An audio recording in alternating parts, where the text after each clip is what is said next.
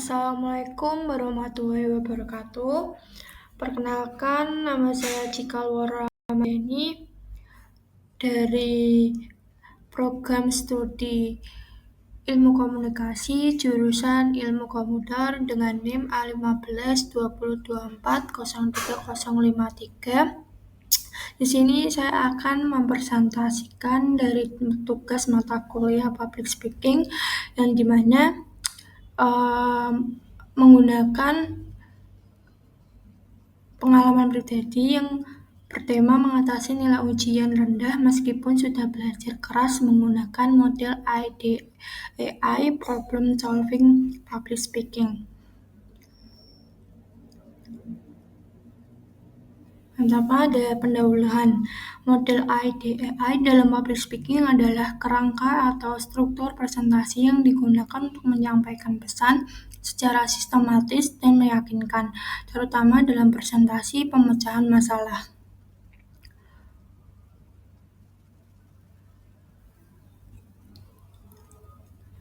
Kemudian ada definisi IDI. Identify atau identifikasi masalah. Ini tuh menjelaskan apa masalahnya dengan jelas dan menarik perhatian audiens. Yang kedua ada D, describe atau deskripsikan dampak atau latar belakang masalah. Ini tuh menguraikan sebab, dampak atau situasi yang melatar belakangi masalah. Yang ketiga ada E, explain, jelaskan solusi. Itu memberikan solusi atau pendekatan untuk mengatasi masalah. Yang keempat itu ada I, ads atau ajak bertindak. Itu akhiri dengan ajakan atau rekomendasi tindakan nyata yang bisa dilakukan audiens. Nah, yang pertama ada I, identify atau identifikasi masalah. Nah, ini dari masalah ini tuh pengalaman pribadi yang dimana dulu tuh saya tuh mengalami beberapa pengalaman pribadi waktu sekolah yang dimana kayak waktu ujian gitu, kita nyerah kayak kita tuh udah yakin pada diri kita kalau kita tuh ujian nanti hasilnya tuh dapat nilai yang bagus, yang memuaskan, dengan harapan dimana kita tuh sudah bekerja keras, dalam arti kita tuh udah belajar semaksimal mungkin, kita belajar sendiri, terus kita belajar bareng teman-teman, apalagi kita juga belajar di les, dan kita juga mengerjakan soal-soal di sosial media.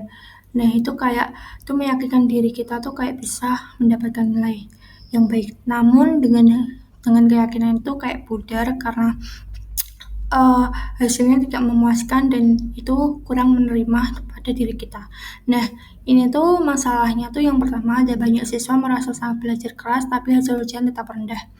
Yang kedua ini menyebabkan stres, minder hingga menyerah dan belajar. Karena pada dasarnya nilai kita juga jelek, tapi tuh nilai teman-teman kita yang lain tuh bagus, jadi itu membuat diri kita tuh kayak rendah dan dalam menyerah dan belajar. Nah, yang ketiga ada masalah ini umum di kalangan pelajar SMA. Ini tuh juga bukan pengalaman saya pribadi, namun ini juga pengalaman teman-teman sekitar kita. Ini juga enggak terjadi mengalami di masa-masa SMA, namun di kuliahan saat ini juga masih sama. Yang kedua ada deskripsi atau deskripsi masalah. Contoh kasus. Nah, ini tuh siswa belajar setiap hari, namun saat ujian nilai tidak memuaskan dengan usaha yang dilakukan. Nah, ini tuh mungkin metode atau cara pembelajarannya salah atau enggak, kita tuh kurang bersemangat, atau dimana waktu ujian kita dalam belajar tuh kita kayak terbebani atau banyak pikiran, dalam artian kita apa-apa tuh banyak masalah, apa-apa banyak pikiran dipikirin, dan itu buat beban pikiran kita tuh kayak mengganggu saat ujiannya. Ini tuh ada penyebab umum. Yang pertama ada metode belajar tidak cocok. Yang kedua tidak memahami tipe soal. Jadi tuh kita tuh kayak bingung cara bedain soal ini sama ini tuh sebenarnya tuh sama apa enggak gitu. Jadi kayak kita tuh terbebani juga dengan soal-soal yang sebelumnya kita pahami. Yang ketiga ada stres dan grogi saat ujian. Nah, namun saat ujian tuh juga menyebabkan stres dan grogi karena kita tuh kurang yakin. Yang keempat ada kurang latihan soal. Nah, itu tuh kita bisa kurang latihan soal yang dimana soal-soal yang kita belum kerjakan tapi namun soalnya tuh keluar dalam ujian, jadi kita ragu belum siap untuk mengerjakan. Yang ketiga ada explain, penjelasan solusi. Nah, ini tuh ada 5. Yang pertama ada evaluasi metode belajar sesuai dengan masing-masing. Nah, setiap orang tuh, setiap individu, setiap anak tuh kan pasti memiliki gaya belajar yang berbeda-beda. Namun dengan cara belajar beda-beda, tapi kita tuh pasti memahami satu sama lain. Yang kedua, latihan rutin soal dan simulasi ujian. Nah, ini tuh bisa jadi pelatihan pada diri kita, di mana kita sebelum ujian mengerjakan, kita bisa mengukur tolak ukurnya soal ujian yang keluar tuh seberapa susah apa enggaknya gitu. Yang ketiga, minta feedback dari guru dan tempat. Nah, ini tuh kita tuh menggunakan metode belajar bersama, kita sharing-sharing gitu. Dan keempat, kelas terus ujian, pernapasan, afirmasi, dan masif. Kita tuh harus, waktu ujian kita harus plong dan tetap harus fresh dan tetap berpikir positif, jangan sampai terbebani pikiran.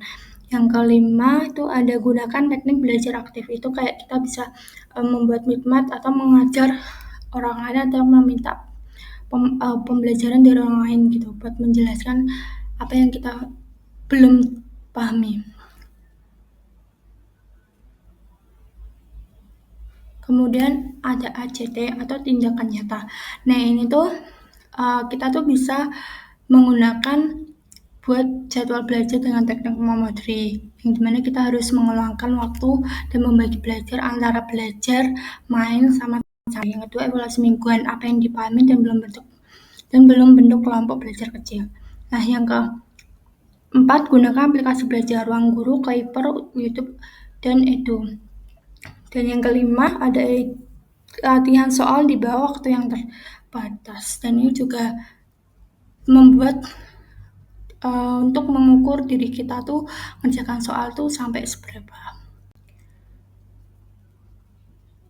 Ada penutup, jadi masalah nilai rendah bukan akhir dari segalanya.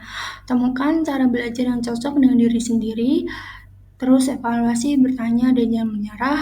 Yang ketiga, ingat proses lebih penting dari hasil sesaat.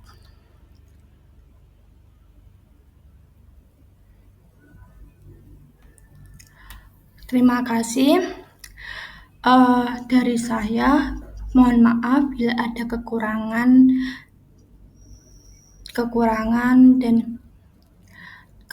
dalam membuat video. Saya memohon maaf sebesar-besarnya.